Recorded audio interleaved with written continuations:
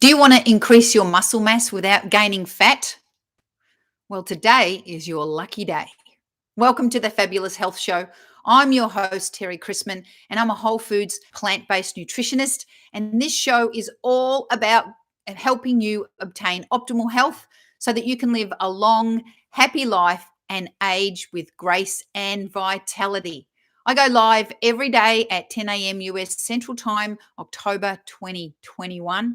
It's live on my Facebook page and it's also live on YouTube. So if you're watching live on YouTube, hi. I love to read your comments. And if you have anything to say at all, please say it. If you have any ideas for future shows, let me know. I'm all ears. Now, before we start today, I just want to let you know, today I finished a program. I've been doing this program for 13 weeks. It's a fitness program and it's called 645. It is absolutely sensational. 6 days a week, 45 minutes a day of fantastic workouts. They're different every day. You get one day where you do nothing but stretching. And in fact, in that 45 minutes, there's 15 minutes of stretching dedicated to the start of the workout every single day. And it stopped me from getting injured throughout the program. And I feel absolutely fantastic. If you want to know more about this 645 program and you want to try it out for 2 weeks for free, just put some information. Just say, Terry, give me the program or I'm in or whatever, 645, whatever you want to say in the comments and I'll hook you up. So welcome to episode 30, how to increase your muscle mass without getting fat.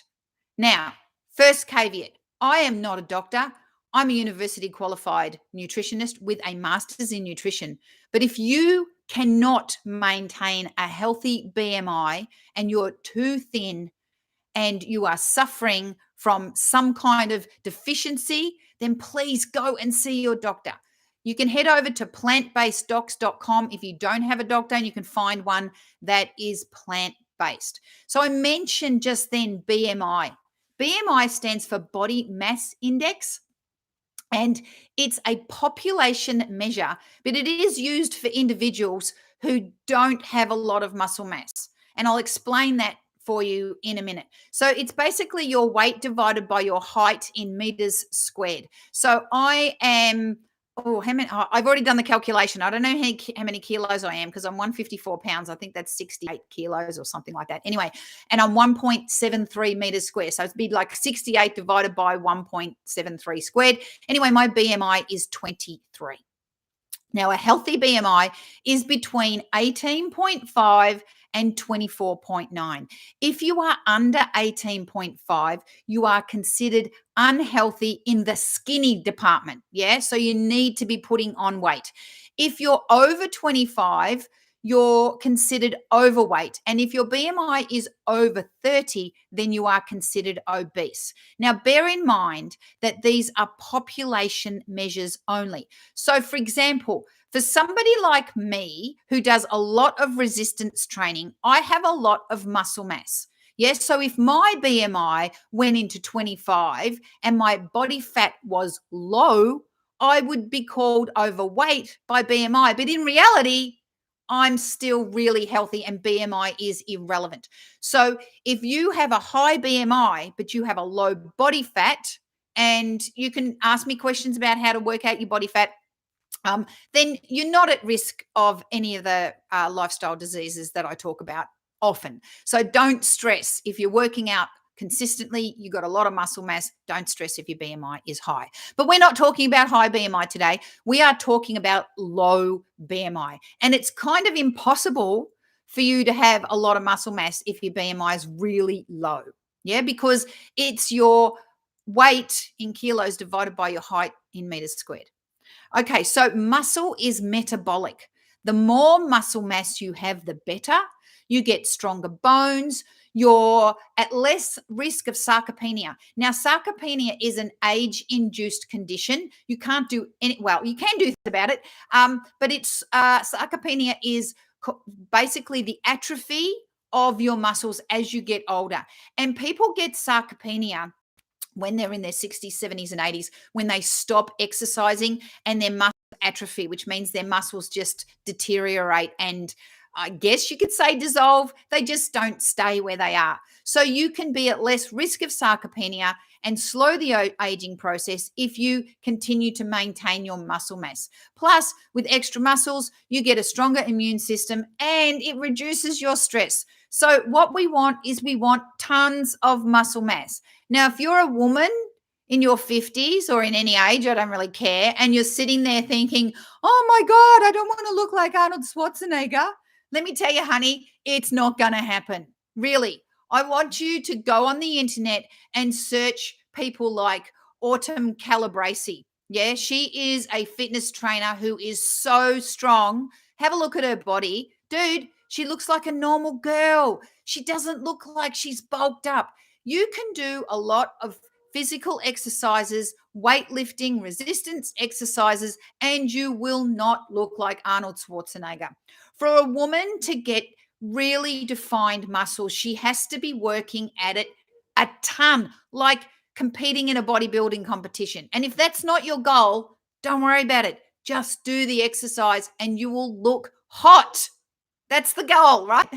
And of course, you'll be healthier. So, in order to put on weight, so this podcast is all about putting on weight if you are low BMI, but it is actually good if you want to increase your muscle mass as well. However, putting on weight is a calories equation. I don't care what the internet gurus tell you. Putting on weight is calories in versus calories out. If you eat more calories, those calories will break down into amino acids. The protein in those calories will break down into amino acids, and then they will build back into muscle cells, and you will put on muscle. If you eat less calories, guess what? There's not any amino acids floating around in your body to make muscles. So you have to eat more calories than you burn to put on weight. And you must include resistance exercises to ensure that those proteins and all the extra food that you eat gets converted into muscles, not fat. Okay, so how do we do it? We eat clean. We start with a whole foods plant-based diet for maximal nutrition.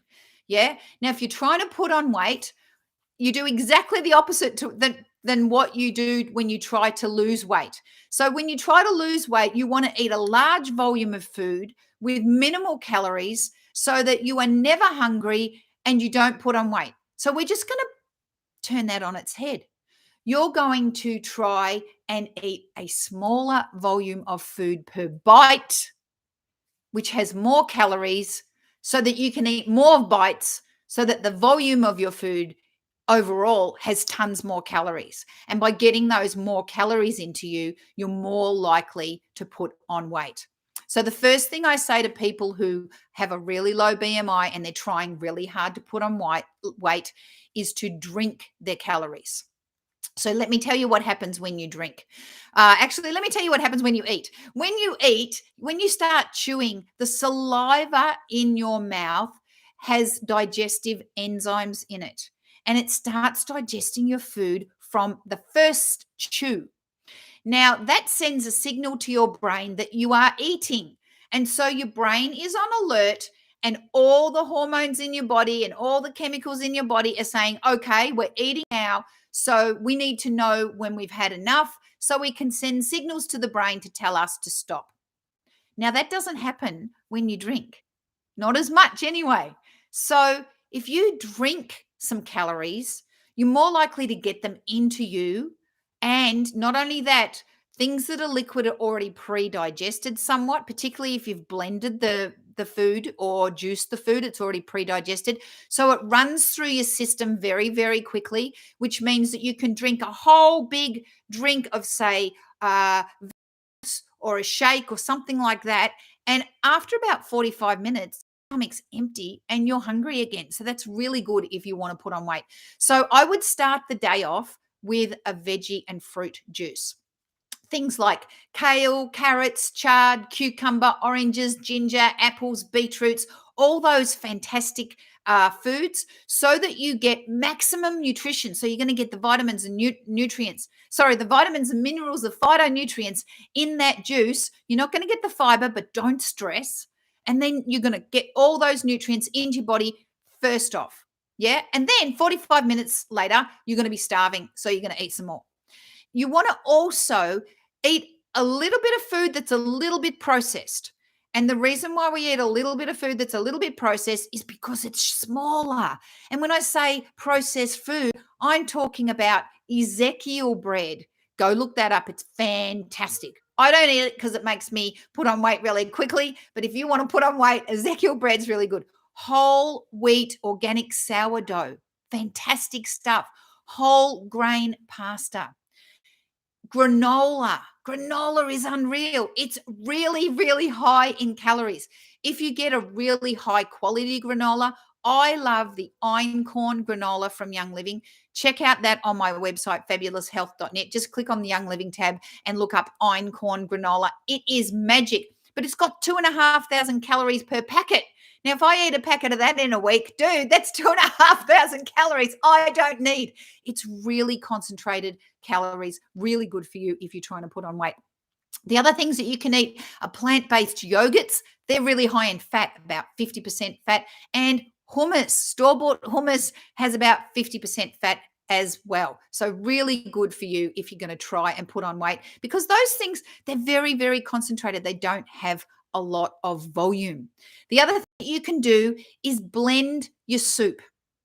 Again, it goes back to that drinking your calories thing. If you blend your soup, you can pack in tons of nutrition with less volume. Again, that's it. You get smaller concentration of volume and you get more calories into you.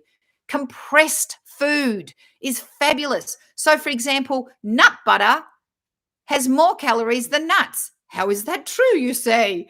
Because it's compressed. So, if you're going to eat, say, an ounce of cashews, it puts more cashews in your belly than, say, a tablespoon of nut butter. And the nut butter's got tons of more calories because it's all compressed, less volume. Dried fruit, again. How many apricots do you reckon you could eat? I reckon I could probably eat for a snack, maybe 3 apricots, because, they're about that big and 3 is enough. How many dried apricots could you snack on? Dude, you could probably eat 15 dried apricots. Now, they got a ton more sugar. It's natural sugar. Don't stress. But we're talking about somebody who really needs the calories, probably doesn't have a diabetes problem, probably doesn't worry a little bit about the sugar. The thing you do have to watch out for with dried fruit is the sulfites. Some people are very susceptible to sulfites. You can get sulfite-free dried fruit, and you can tell that it's sulfite-free because the dried apricots, instead of being orange, they're brown. Yeah, so the sulfites actually keep the color in the food. So if you do have some reactions to sulfites, really quickly. So they can induce wheezing and are more susceptible to people with asthma. They can induce hay fever, so runny nose, runny eyes, and also you can get a rash, so a hive response. Most people do not get anaphylaxis with sulfites, but if you do, dude, don't eat the dried fruit, okay? You probably know that already. The other thing that's really good is dehydrated foods like seed crackers. Seeds are really rich in omega-3 fatty acids, and seed crackers are dehydrated and all put together in a little tiny packet, and they are really high in calories as well. You can make yummy things like Bliss Balls. Bliss Balls are the bomb. They are energy-packed and fantastic if you're trying to put on weight. Oats, nut butter, dates, maybe some Enjoy Life chocolate chips. Chuck them all in the food processor, roll them into balls and keep them in the fridge so that you can snack on them throughout the day. The other thing, we talked about drinking our fruit juice, but what about shakes? If you're going to make a shake with things like oatmeal and veggies and fruits and maybe some plant milk, pimp it up. Shove in some flax meal, really high in omega-3 fatty acids. Hemp hearts are great, high in protein, high in calories, high in beautiful fatty acids. Nut butter we mentioned, and avocado. Avocado's magnificent. It's got all those beautiful fats and it's really nutritious. When you're making salads, go for the creamy dressings. Exactly the opposite of what I do. So when you're making your salad dressings, add nut butter, add avocado, add tahini. Tahini's great. It's sesame seeds all smashed up together. It's like peanut butter, except for sesame seeds. Go find it in your supermarket. It's fantastic. Add dried fruits, seeds, and nuts to your salad. It gives you crunch. Now, if you're going to eat a salad when you are low BMI and you want to put on weight, you need to pimp it up. You need to add your rice. You need to add your beans. You need to add your cooked potatoes. You need to add your sweet potato. You need to add starchy vegetables and all those things so that you get a full meal and you're not just chomping on lettuce. Now, the thing is, if you do want to put on weight, don't avoid the lettuce. I know it's big volume and it's low calorie. And when I say lettuce, I mean kale, I mean chard, I mean Swiss, I mean collards, I mean spinach, I mean the dark greens. Don't do the iceberg lettuce. It's a waste of your stomach. Don't put anything that nobody should eat iceberg lettuce. It's just nothing. It's water and fiber. So if you are struggling putting on weight and you do need some assistance, look, come to me. As you know, I'm a whole foods plant-based nutritionist. I can help you put on healthy weight. If you think that it's more of a problem than that, then please do see a doctor. Number one, don't ever go hungry. Always have snacks on hand so that you don't go and buy junk. People think that if they need to put on weight, that they can just eat anything. They can go to the takeaway food and get those meals with the fizzy drink and the fries and the burgers and stuff. That is not healthy. You're not going to put on healthy weight if you're eating that stuff. You're going to put on fat, and that is not good for you. Remember, the object is to put on muscle mass. Now, I know we're all different. Some people will put on muscle mass just looking at a lettuce leaf. Other people like me, we have to work really hard to put on our muscle mass. So whatever works for you, just eat the healthy food. Okay, I hope that was helpful to you. And again, if you need help with your weight, then please give me a call. Send me a message. I'm here for you. The other thing is, what do we always talk about on this podcast?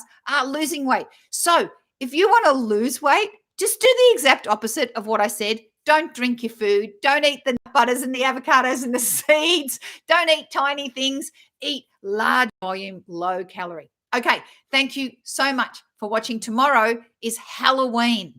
We are going to discuss how to get back on track when you fall off the wagon. But I know you are not going to fall off the wagon tomorrow because you are going to eat lots and lots of healthy food, not that garbage Halloween candy. Okay, thanks for watching. I really appreciate it. Leave me a comment and check out fabuloushealth.net for more of these podcasts.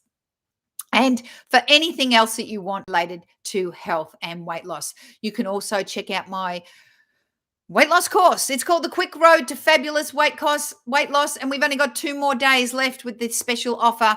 Use the code podcast and get 50% off. I will see you tomorrow and have a fabulous day. See you later.